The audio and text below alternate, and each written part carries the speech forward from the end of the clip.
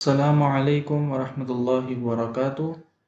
आज हम बात करेंगे एक ऐसे टॉपिक के बारे में जो ऑलमोस्ट हर रिटेलर इसमें ट्रैप होता है।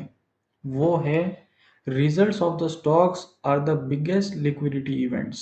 इसका मतलब है कि हर कंपनी अपने क्वार्टरली रिजल्ट्स शो करती है और उस रिजल्ट्स को शो करने के बाद एक स्टॉक के अंदर एक अलग सी वोलेटिलिटी आती है, बहुत अपसाइड डाउन होता है। तो उसका किस तरीके से स्मार्ट मनी उसको यूज़ करता है रिटेलर को ट्रैप करने के लिए, और इस तरीके से हम उसका किस तरीके से फ़ायदा उठा सकते हैं, हम इस टॉपिक में समझने वाले हैं। अब रिजल्ट्स ट्रैप क्या होता है, उसको समझते हैं सबसे पहले। ज़्यादातर लोग सोचते हैं अच्छे रिजल्ट्स आए तो स्टॉक ऊपर जाएगा, राइट, और बुरे रिजल्ट्स आए तो स्टॉक नीचे चला जाएगा। लेकिन मार्केट इतना सिंपल नहीं होता। अगर इतना ही सिंपल होता तो हर रिटेल ट्रेडर इसमें से पैसा बना लेता। तो क्यों 90% ट्रेडर्स फेल होते हैं, ट्रैप होते हैं? उसका रीज़न ही यही है कि उनकी साइकोलॉजी। रिटेल ट्रेडर क्या सोचता है? स्टॉक का रिजल्ट अच्छा आ गया, स्टॉक कैसा जाएगा? अपसाइड। वहीं वो ट्रैप हो जाता है। उसका रीज़न क्या है? अगर सबको दिख रहा है कि ये स्टॉक का रिजल्ट अच्छा आया है, तो सब लोग वहाँ बाई करने लगेंगे। सब लोग फोमो में बाई करना स्टार्ट कर देंगे। जो प्राइस में मिल रहा है वो प्राइस में एंट्री करेंगे और वहाँ पर उनका लॉस होगा। क्यों लॉस होगा? क्योंकि वहाँ पर स्मार्ट मनी उनको ट्रैप कर दिया। अब स्मार्ट मनी क्यों ट्रैप करेगा? जैसे कि हमने पिछले लेक्चर्स के अंदर सीखा था कि स्मार्ट मनी जो है, उनको लिक्विडिटी की नीड है। लिक्विडिटी का मतलब होता है ऑर्डर्स, उनके पेंडिंग ऑर्डर्स। तो वो पेंडिंग ऑर्डर्स होंगे किस तरह फिल करेंगे? वो फिल करेंगे कोई भी न्यूज़ के ज़रिए, कोई भी हेडलाइंस के ज़रिए, कोई भी स्टॉक के न्यूज़ के ज़रिए। उसमें से एक आता है एक पार्ट कि वो कोई भी रिजल्ट्स अच्छे दिखाकर या बुरा दिखाकर वो लोग मैनिपुलेट करेंगे रिटेलर्स को। वो किस तरीके से मैनिपुलेट करते हैं कि स्मार्ट मनी कभी भी, एक बात याद रख लीजिए कि स्मार्ट मनी कभी भी न्यूज़ को फॉलो नहीं करता। न्यूज़ को फॉलो करते हैं सिर्फ एक रिटेलर, हेडलाइंस को पढ़ता है सिर्फ एक रिटेलर। और एक बात ये याद रख लेना कि रिटेलर के पास जो भी न्यूज़ आती है वो सबसे लास्ट पर्सन होता है वो उसको गेन करने का। उसको जो कंज्यूम कर रहा है, वो जो भी न्यूज़ को, जो भी एक्सवाइजेड कोई भी कंपनी की जो भी न्यूज़ हो या कोई भी जियोपॉलिटिकल न्यूज़ हो, वो सबसे लास्ट पर्सन होता है उसको कंज्यूम करने वाला। स्मार्ट मनी के पास सबसे पहले उसका डाटा आ चुका होता है कि आगे क्या होने वाला है इस कंपनी में, आगे क्या रिजल्ट्स आने वाले हैं, इनको पहले से पता होता है। तो उस हिसाब से वो लोग स्टॉक्स को मैनिपुलेट करते हैं। कोई भी एसेट हो, वो लोग इस चीज़ को मैनिपुलेट करते हैं न्यूज़ के ज़रिए। और न्यूज़ सिर्फ उनका एक बहाना बन जाता है, एक टूल बन जाता है उनको असली डायरेक्शन में लेके जाने का। अगर उनको अपसाइड लेकर जाना है तो भले स्टॉक के रिजल्ट्स खराब आ जावे, मगर वो स्टॉक को मैनिपुलेट करके वापस अपसाइड लेकर जाएंगे। आज हम इस लेक्चर के अंदर वही चीज़ सीखने वाले हैं कि किस तरीके से लोग मैनिपुलेट करते हैं, किस तरीके से रिटेल ट्रेडर्स ट्रैप होते हैं, और किस तरीके से एक smart money concept, ICT concept use करने वाला ट्रेडर उसका किस तरीके से उसका यूज़ कर सकता है, वो हम सीखेंगे। जब किसी कंपनी के क्वार्टरली रिजल्ट्स आते हैं, तब रिटेलर्स क्या करता है? अगर प्रॉफिट अच्छा आ गया, रेवेन्यू स्ट्रांग आ गया, तो रिटेलर्स फोमो में बाइंग करना स्टार्ट कर देता है। उनको लगता है स्टॉक अपसाइड जाएगा, रॉकेट हो जाएगा। मगर स्टॉक क्या होता है? एकदम बड़ी विक बनाता है, फिर एकदम से डाउन साइड एक ही कैंडल में। और वैसे ही सेम उसका अपोजिट, अगर कोई भी स्टॉक का रिजल्ट खराब आता है तो वो पैनिक में सेल करना स्टार्ट कर देता है। रिटेल ट्रेडर्स सिर्फ हेडलाइंस देखते हैं, लेकिन मार्केट न्यूज़ पे, हेडलाइंस पे मूव नहीं करती। मार्केट मूव करती है लिक्विडिटी पे। कभी भी याद रखना, मार्केट सिर्फ और सिर्फ लिक्विडिटी पे ही मूव करती है। और लिक्विडिटी सबसे ज्यादा किसके पास है? सबसे ज्यादा लिक्विडिटी को चलाने वाला कौन है? वो सिर्फ स्मार्ट मनी है। Big players, banks, institutions, hedge funds, इन लोगों के पास है। और यही लोग इन न्यूज़ हेडलाइंस को एक जरिया बनाते हैं उनको असली डायरेक्शन में लेकर जाने का। अब समझते हैं कि ये लोग किस तरीके से ट्रैप करते हैं। जब सबसे ज़्यादा, अब एक चीज़ को समझो, स्मार्ट मनी का गेम क्या है इसमें, किस तरीके से लोग ट्रैप करते हैं। इंस्टीट्यूशंस को, कोई भी बैंक, कोई भी इंस्टीट्यूशन जो बिग प्लेयर है उसको चाहिए ह्यूज क्वांटिटी। ह्यूज क्वांटिटी उनको प्रॉफिट बुक करना है या फिर बाय करना है या फिर सेल करना है, तो उनको चाहिए ह्यूज क्वांटिटी। तो जब उनको ह्यूज क्वांटिटी बाय और सेल करना होता है तो उनको लिक्विडिटी की चाहिए होती है। और सबसे ज़्यादा कोई भी स्टॉक के अंदर लिक्विडिटी सबसे ज़्यादा कब आती है? वो आती है जब स्टॉक अपने रिजल्ट्स अनाउंस करती है, तब उसकी लिक्विडिटी ज़्यादा बढ़ जाती है स्टॉक के अंदर। आप कोई भी स्टॉक देख लेना, XYZ, हर एक स्टॉक के अंदर 90% जब लाइव मार्केट के अंदर या फिर आफ्टर मार्केट के बाद जब भी उसके रिजल्ट्स आते हैं, ठीक है, तो अगर मार्केट बंद होने के बाद उसके रिजल्ट आए तो या फिर वो एकदम बड़ा गैप डाउन या फिर गैप डाउन खुल जाता है, या फिर लाइव मार्केट में रिजल्ट आते हैं तो एकदम से बड़ी बड़ी स्पाइक बनती है अपसाइड या डाउन साइड। तो इससे ये मालूम होता है कि जब कंपनी के रिजल्ट्स अनाउंस होते हैं तो स्टॉक के अंदर वोलेटिलिटी बढ़ जाती है। जब वोलेटिलिटी बढ़ जाती है तो बिग प्लेयर्स को आसानी होती है रिटेलर्स को मैनिपुलेट करने के लिए, क्योंकि इनको चाहिए सबसे ज़्यादा ऑर्डर्स। 5 करोड़, 10 करोड़, 15 करोड़ के शेयर चाहिए। तो इन लोगों को अगर 5 करोड़ के अगर शेयर खरीदना है तो सामने उतना बेचने वाला भी होना चाहिए ना। वो बेचने वाला कब होगा? जब स्टॉक के अंदर कोई एक ऐसी चीज, एक ऐसा अट्रैक्शन पैदा हो जिससे रिटेलर्स अट्रैक्ट हो, ट्रैप हो, फोमो में आवे। तो ये लोग इस चीज का फायदा उठाते हैं और रिटेलर्स को ट्रैप करते हैं। रिजल्ट्स के टाइम लिक्विडिटी बढ़ती है। क्यों? क्योंकि उस टाइम रिटेलर्स इमोशनल होते हैं। उन लोगों को चार्ट के ऊपर भरोसा नहीं होता। जब जब उनको भरोसा होता है जो कंपनी रिजल्ट्स शो करती है, उस अर्निंग्स का जो नंबर्स रहते हैं उस पर उनका भरोसा होता है, और यही चीज का फायदा उठाते हैं बिग प्लेयर्स। इन्हीं चीज को फॉलो करके मैनिपुलेट करते हैं, क्योंकि एक रिटेल ट्रेडर का इमोशनल जो होता है वो होता है कैंडल के अपसाइड डाउन। अगर ग्रीन कैंडल बनती है अपसाइड तो रिटेल ट्रेडर का इमोशनल अलग होगा। अगर डाउन चले जाती है एकदम से तो रिटेल ट्रेडर का एक इमोशनल अलग होगा। और यही चीज का फायदा उठाते हैं बिग प्लेयर्स। कोई ग्रीड में बाय करता है, कोई फियर में सेल करता है रिटेलर। स्मार्ट मनी इसी इमोशन का यूज करता है। इसलिए कई बार आपने देखा होगा अच्छे रिजल्ट्स आए, ठीक है, अच्छे रिजल्ट्स आए यहाँ पर, लेकिन एकदम से स्टॉक थोड़ा सा अपसाइड गया, एकदम से डाउन बड़ी कैंडल। अब आप बोलोगे इतने अच्छे अच्छे रिजल्ट्स आए, मैं आगे एग्जांपल भी बताता हूँ आपको। मैं भी सिर्फ एग्जांपल आपको ये बता रहा हूँ, हम लोग इसको अब डेप्थ में सीखेंगे कि कोई भी रिजल्ट अच्छा आया, ठीक है, उसको थोड़ा सा अपसाइड जाते हुए दिखा, एकदम से डाउन साइड।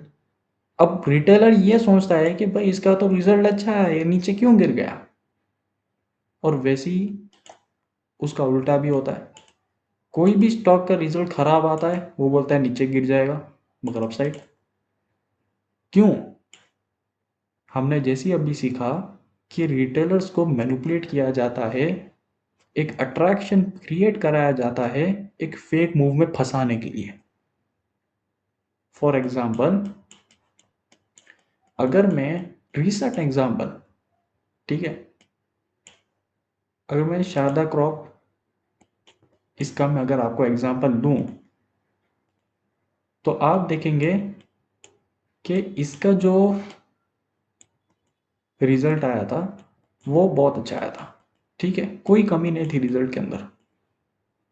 और स्टॉक ने क्या करा, सबसे पहले जैसे ही इसका रिजल्ट अनाउंस हुआ, स्टॉक ने देखो किस तरीके से मैनिपुलेट करा। जैसे ही इसका रिजल्ट अनाउंस होने वाला था उससे थोड़ी देर पहले ये अपने डे हाई से 16% गिर गया। उसके बाद एकदम से 20% अपसाइड। तो आप समझ रहे हो कि ये क्यों हुआ। जैसे ही स्टॉक का रिजल्ट आया अपसाइड चले गया, मगर अपसाइड लेकर जाने से पहले इतनी बड़ी ट्रैपिंग करी गई स्मार्ट मनी के द्वारा। 16% अगर आप यहाँ बैठे होते ना बाइंग में, तो आप डेफिनेटली, मैं बोलता हूँ, आप डेफिनेटली निकल जाते। सवाल ही पैदा नहीं होता, आप डेफिनेटली इसमें से निकल जाते। और जैसे ही इसका रिजल्ट अच्छा आया, एकदम से अनाउंस हुआ, वापस अपसाइड। मगर चार्ट क्या कह रहा है, जब ये नीचे आया था, तब यहां पर एक एसएमसी का एक ऑर्डर ब्लॉक था, और उसी के अंदर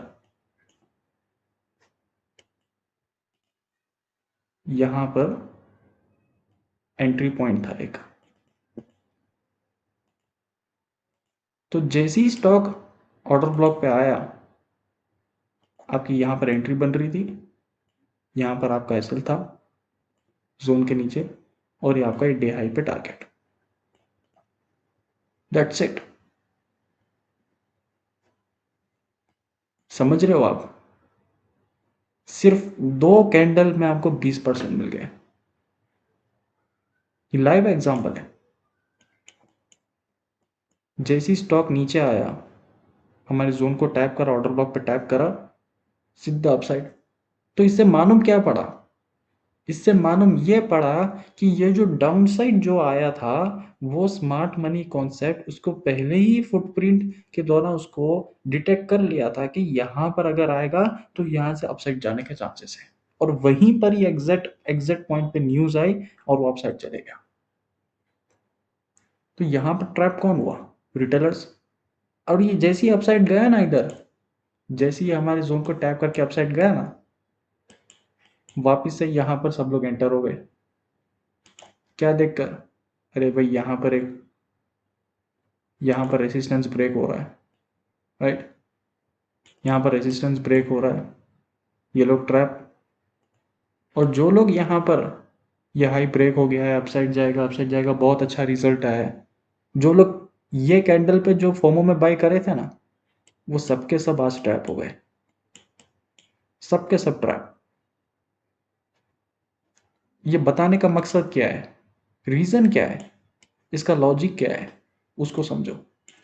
इसका लॉजिक यही है कि रिटेल ट्रेडर्स को इस तरीके से फंसाया जाता है। स्मार्ट मनी इस तरीके से रिटेलर को फंसाते हैं, और इसका ओवरऑल जो डायरेक्शन था ना, वो डाउन साइड ही था, क्योंकि यहां पर वीकली का बेरिश ऑर्डर ब्लॉक था। और इसको जैसे ही इसने यहां पर टैप करा, अपसाइड गया, वीकली के बेरिश ऑर्डर ब्लॉक को टैप करा, डाउन साइड। यहां पर कौन जीता, यहां पर रिटेल ट्रेडर्स ट्रैप हो गए। मगर अगर आपको स्मार्ट मनी कॉन्सेप्ट अगर आता था, तो आप डेफिनेटली यहां पर एंट्री नहीं लेते फोमो में। आप यहां पर सिर्फ यहाँ एंट्री लेते, आप स्कैल्प 20% का स्कैल्प बहुत होता है। स्विंग में भी आपको 10% मिल जावे ना तो बड़ी बात होती है, मगर 20% का स्कैल्प आपको सिर्फ मिल गया यहाँ पर 50% जोन तक, आप निकल जाते। जब सब लोग बाय कर रहे थे, आप सेल कर रहे थे। यही तो खासियत होती है स्मार्ट मनी कॉन्सेप्ट की। क्यों, क्योंकि हम फॉलो करते हैं इंस्टीट्यूशनल के फुटप्रिंट्स को, और रिटेल ट्रेडर फॉलो करता है प्राइस के अपवर्ड कब जाता है उसको फॉलो करता है, कहां से मोमेंटम मिल सकता है उसको फॉलो करता है। और हम फॉलो करते हैं कहां से रिवर्सल आ सकता है उसको फॉलो करते हैं। और आप यहां पर भी एक चीज नोटिस करना कि जब रिजल्ट आने वाले थे ना, उससे 1 महीने पहले ही यहाँ पर रिटेलर्स, यहाँ पर सब लोग ट्रैप हो गए, यहाँ पर ब्रेकआउट दिखाकर सब लोग ट्रैप। उसके बाद यहाँ पर अगेन ऑर्डर ब्लॉक पे आता है, वीकली के ऑर्डर ब्लॉक पे, और यहाँ से हमारी एंट्री बन रही थी, और इसने यहाँ पर सिर्फ और सिर्फ 3 कैंडल्स के अंदर 40% दे दिया। रिजल्ट आने से पहले की रैली यहीं आ गई थी। मतलब इससे यह पता चला कि जो स्मार्ट मनी कॉन्सेप्ट थे, जो स्मार्ट मनी लोग थे, जो बैंक्स थे, उन लोग को पहले से ही पता था कि ये शारदा क्रॉप का रिजल्ट जो है अच्छा आने वाला है, तो उनकी बाइंग यहीं पर ही हो गई थी बॉटम पे, और ये लोग यहाँ पर प्रॉफिट बुकिंग करे, सब रिटेलर्स को अपना माल चिपका दिया और नीचे चले गए।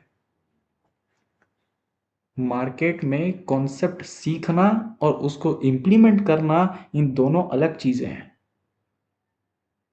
फर्क यही होता है कि रिटेल ट्रेडर्स की साइकोलॉजी इमोशंस कैंडल्स के अपसाइड डाउन्स के ऊपर डिपेंड करती है। ये कैंडल आपको तो अभी अभी आपको रेड दिख रही है करंट कैंडल, मगर यही आपको ग्रीन दिखती है यहाँ पर, तो आप डेफिनेटली बोलते हैं ये अप जाएगा अप जाएगा, मगर हुआ क्या, एकदम से बड़ी स्पाइक एंड डाउन।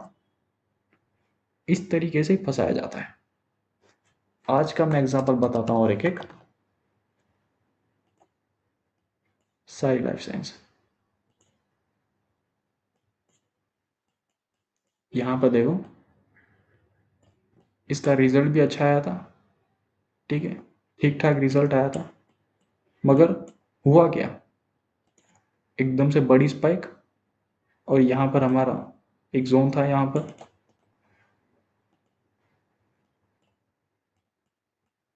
जैसे ही ये जोन को टैप करा अपसाइड,